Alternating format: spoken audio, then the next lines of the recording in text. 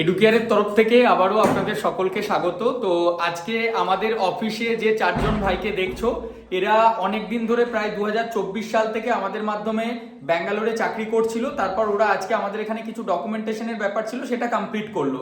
তো জাস্ট ওরা কোথায় কাজ করতো আর ওদের নাম একটু বলবে। তোমার নামটা বলো। আমার নাম অভিজিৎ মন্ডল, আমি ব্যাঙ্গালোর দাস কোম্পানিতে কাজ করতাম। আচ্ছা অভিজিৎ, তোমার এডুকেশন ব্যাকগ্রাউন্ড কি ছিল?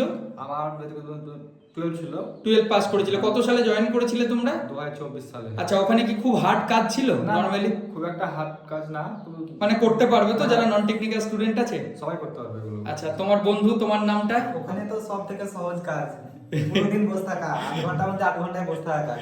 আচ্ছা, আর কেমন অভিজ্ঞতা ছিল তোমাদের এমনি ওখানে কাজ করে? যে আমাদের এখান থেকে গিয়েছিল, কত সালে প্রায় গিয়েছিলে তোমরা বলো? 2024 সালে। 2024 সালে। তো আজকে 2026-এ ওরা আমাদের বর্ধমানের অফিসে এসেছিল।